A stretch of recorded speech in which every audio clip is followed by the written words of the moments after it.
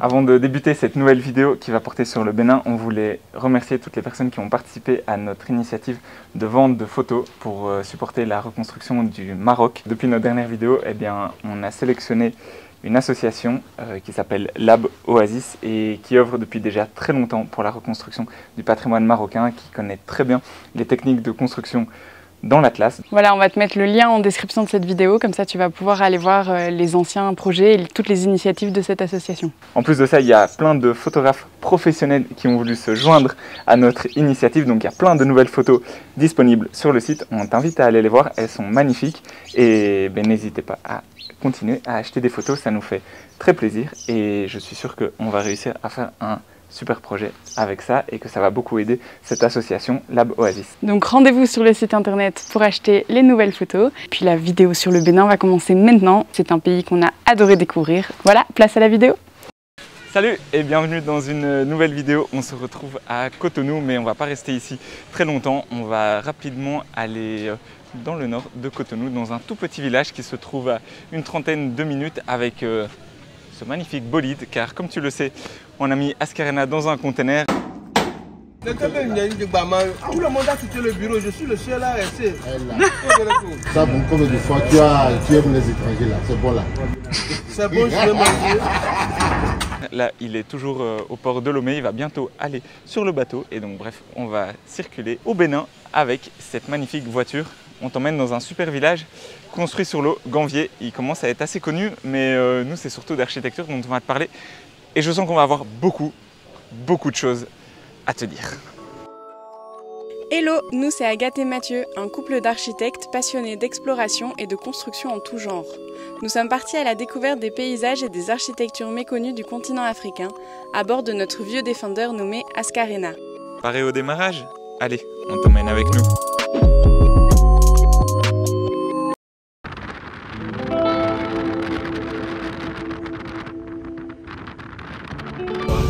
Ils sont bien rangés, hein.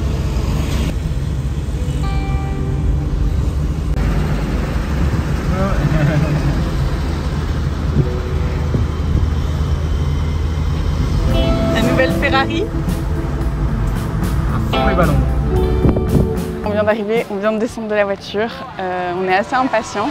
On s'attendait à ce que ce soit un peu plus touristique, il n'y a pas énormément de touristes, mais il y a énormément de locaux.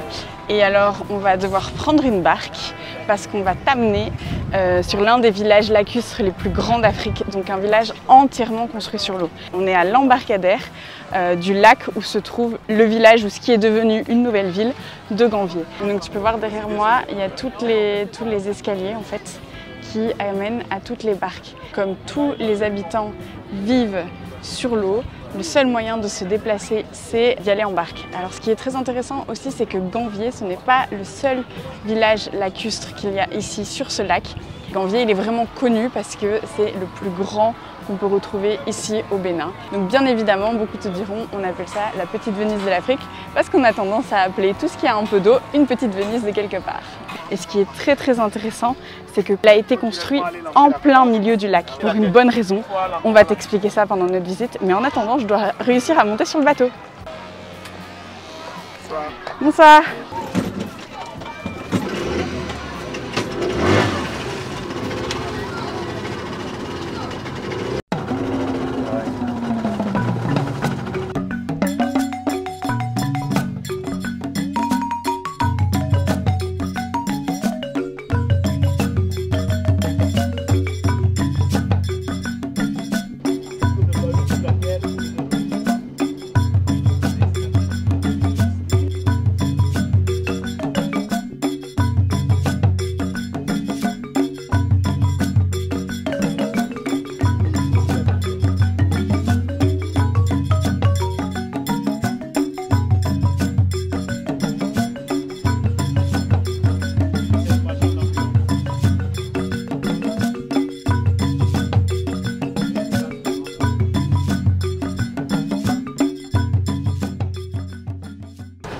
Alors on va faire un premier petit arrêt dans ces maisons-là qui sont construites avec les techniques traditionnelles mais qui sont neuves. Donc ce sont des constructions qui viennent d'être réalisées par le gouvernement. pour respecter le type de construction qu'il y avait à l'époque à Ganvié. Donc tu le vois un petit peu, le toit en paille, les murs avec le bois de raffia et surtout les fondations avec des énormes troncs d'arbres. C'est quelque chose qui est en train de disparaître un petit peu à Ganvié et que le gouvernement essaye de promouvoir et de réhabiliter. Donc là je pense que c'est un centre d'artisanat qu'on va aller visiter. Ça va être le premier bâtiment dans lequel on va rentrer à Ganvié.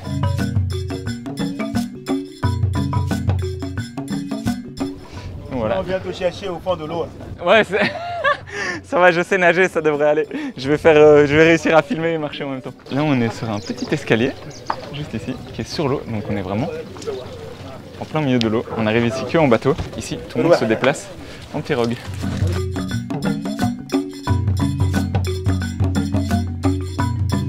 Enfin, dans ces constructions juste derrière moi, ce ne sont pas des habitations, mais ce sont des bâtiments administratifs. Donc il y a la gendarmerie, la mairie, voilà, tout ce qu'il faut pour faire fonctionner un village. Le dernier recensement à Ganvié a dénombré 35 000 habitants, mais ça c'était il y a 10 ans. Et apparemment, eh bien, là, maintenant, il y a 10 000 habitants en plus, donc c'est plus ou moins entre 40 et 45 000 habitants. Vraiment, Ganvié essaye de se développer, bien sûr, au niveau du tourisme, mais aussi au niveau de l'artisanat et au niveau de la pêche, pour essayer de garder sa population, faire en sorte que les jeunes restent et fassent prospérer le village. Le village est même en pleine expansion, on va voir, il y a plein de maisons qui sont en construction. Le guide me disait que peu à peu, le village s'étend et ça c'est chouette parce que malgré qu'on soit à Cotonou et que les gens sont tentés d'aller travailler en ville, malgré tout il y a quand même une population qui reste sur place et qui essaye de faire perdurer la vie à Ganvié. Et donc c'est le garage pour les pirogues là en dessous. Tu as tout compris.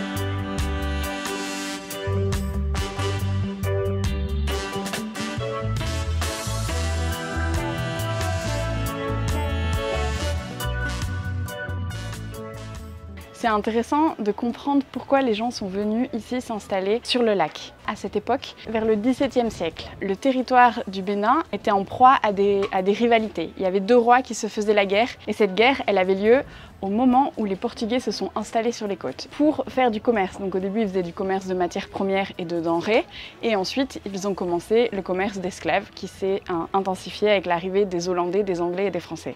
Les deux populations, avec leurs rois qui étaient rivaux sur le territoire, on a vu l'opportunité d'échanger avec les Portugais. Et donc à ce moment-là, les deux populations rivales essayaient de capturer des personnes dans le camp adverse pour les échanger contre des armes et des munitions aux Portugais. Et comme ça, ils pouvaient intensifier la guerre pour essayer de la gagner. Donc il y a eu énormément de persécutions à cette époque. Et ce qui est très intéressant, c'est que dans les croyances ici qu'il y a au Bénin, certains peuples disent que l'eau c'est dangereux. Donc les gens se sont réfugiés ici, sur l'eau, sur le lac, à Ganvié, pour construire et pour habiter. Mais tout ça, c'est uniquement pour échapper au commerce d'esclaves. Parce qu'une fois qu'ils ont construit sur l'eau, comme l'eau c'est dangereux, il n'y a plus personne qui sont venus les chercher. Nous, on est venus ici pour l'architecture de ces maisons incroyables sur pilotis.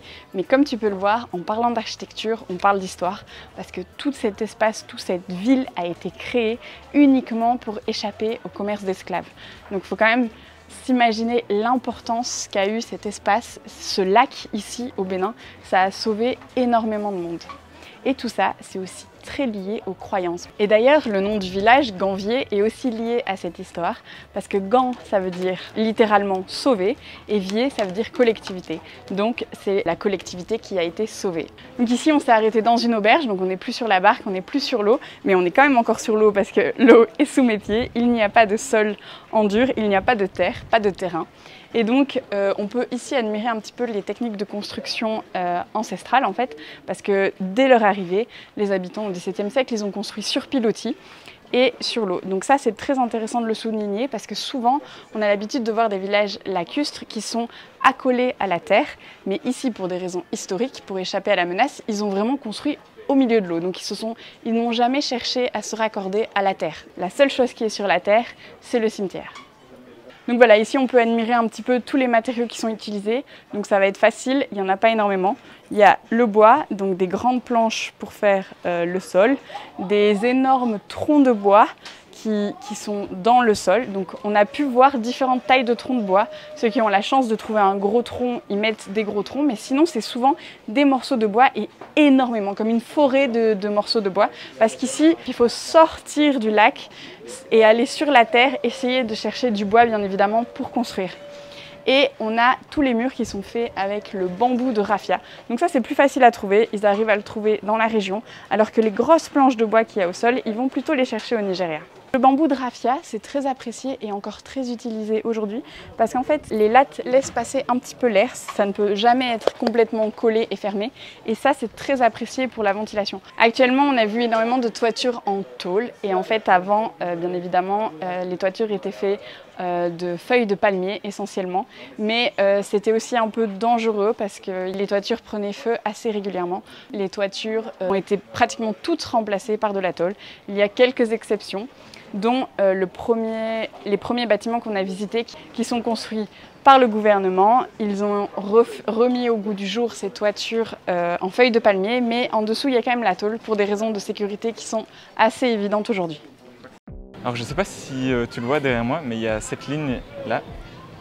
Elle date de l'année dernière et donc il y a très souvent des inondations ici à Ganvier, dans un village construit sur l'eau. Ben ouais, il y a des inondations parce qu'en fait il y a des périodes de crue et de décrue. En ce moment on est à la période de décrue et donc on voit tous les pilotis des bâtiments, mais il faut se dire qu'à la période des crues, c'est possible que l'eau monte énormément et donc inonde l'intérieur des maisons. C'est très difficile parce qu'une fois que c'est inondé, ça redescend pas très vite, ça prend plusieurs mois. C'est des périodes très difficiles pour les gens parce qu'ils ont tout le temps les pieds dans l'eau. D'un autre côté, même si c'est très difficile pour les gens, notre guide nous disait que c'est très joli de visiter Ganvier à cette époque-là parce qu'on a vraiment l'impression en fait, que les maisons flottent. Tous les ans, les gens savent qu'ils ont une période de crue et en fait, c'est pas nécessairement pendant la saison des pluies que cette période de crue apparaît, c'est à la fin, lorsqu'il a beaucoup plu dans la région du nord et que l'eau redescend vers le sud. Ici, à Ganvier, ça amène énormément d'eau en une seule fois et donc évidemment la nature n'arrive pas à évacuer cette eau aussi rapidement qu'on le voudrait. Ganvier est construit sur un lac, le lac Nokoé, et en fait ce lac il prend évidemment sa source dans une rivière et donc très souvent c'est cette rivière là qui amène la crue et qui fait monter le niveau de l'eau. Depuis très peu de temps, le village a accès à l'électricité. C'est pas encore fini les travaux. Ils sont en train de mettre des câbles par le sol, par l'eau, pour que chaque maison ait accès à l'électricité. À côté de ça, ils n'ont toujours pas accès à l'eau courante. Bien évidemment, c'est très difficile d'installer l'eau courante ici, mais il y a des points d'eau où tu peux aller durant toute la journée remplir l'eau et cette eau elle est potable. Donc, toutes les maisons que tu vois, elles ont une durée de vie entre 15 et 20 ans, mais chaque année tu dois aller contrôler chaque pilotis. Donc si on revient dans 20 ans, on devrait voir des constructions et une organisation du village complètement différente. Parce que tu peux le voir, il y a des maisons qui s'effondrent, qui s'enfoncent dans l'eau et donc tu vas devoir construire à côté. Ce qui est aussi très intéressant, c'est qu'il y a des petits lopins de terre qui sont construits artificiellement, principalement pour l'élevage, pour le cochon, pour les poules, pour les chèvres. Ah voilà, et là il y a les géomètres qui s'occupent de poser l'électricité. Donc là, c'est des zones de pêche et c'est des branchages qui ne sont pas naturels, c'est artificiel. C'est comme de la pisciculture. On n'amène pas le poisson, c'est le poisson même qui s'amène. Et comme il y a de la nourriture, le poisson préfère rester là, se développer et dès que ça a la bonne taille, le pêcheur vient les pêcher. C'est la plus grande technique de pêche sur place à Granville. Chaque famille a son domaine. C'est connu de tous et c'est respecté de tous. C'est comme des terres. On dit que chez nous, la terre appartient aux premiers occupants. Donc je suis venu voir mes parents pêcher là. Dès que mes parents ne sont plus là, je continue. C'est légué de génération en génération. Alors aujourd'hui, il y a eu beaucoup d'efforts qui ont été faits, le gouvernement s'investit, essaye d'investir pour que les populations continuent et restent en fait. Parce que si les populations restent à Granville, c'est elles-mêmes qui préservent dans leur vie de tous les jours ce patrimoine qui est inscrit à l'UNESCO. Nous, on a vraiment découvert un univers, une façon différente de vivre. Tout est sur l'eau, le marché est sur l'eau, tu achètes ta nourriture sur l'eau, tu échanges sur l'eau, tu discutes avec tes amis aussi sur l'eau, de barque en barque. Et ça, c'est vraiment une façon de vivre qu'on ne connaissait pas, qu'on n'avait jamais vue et qui est encore là aujourd'hui. Il y a très peu d'hébergements touristiques, donc ça reste quand même un village, un vrai village africain. Ce n'est pas qu'une façade, ce n'est pas Disneyland du tout, c'est vraiment le village que tu découvres. Et ce qui est aussi assez intéressant et très très intelligent et qu'il faut souligner, c'est qu'ici, à côté de l'embarcadère, on peut voir des grandes nasses qui sont accrochées dans l'eau. Et ça, c'est parce qu'en fait, les femmes, elles viennent le matin avec les poissons pêchés par leurs hommes. Elles arrivent ici au marché, mais le temps qu'elles les vendent, pour conserver ce poisson, elles les mettent dans ces nasses. Comme ça, il reste frais. Voilà, donc là, c'est l'embarcadère et le marché se trouve juste là. Donc voilà.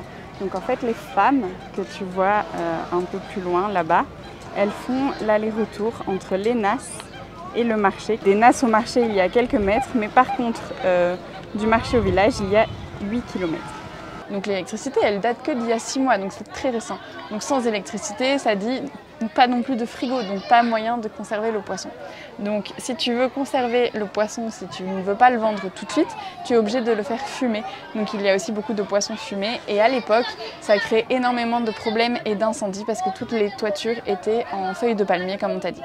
Aussi, ce qui nous a marqué, c'est le nombre de sourires, le nombre de bonjours. On voit que les gens sont contents que tu visites cet espace, que tu viennes voir chez eux.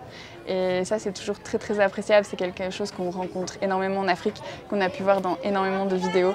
C'est l'amour du partage. Je ne sais pas si tu entends un petit peu le bruit autour de moi, mais il y a des enfants qui me disent bonjour. Ah, je vais essayer de te montrer. Donc là, il y a les enfants qui sont cachés sous la banque. Ils me disaient bonjour et voilà. Ah, ils sortent la tête et ils disent bonjour. Ils pensent que je me filme encore à mon avis. Coucou!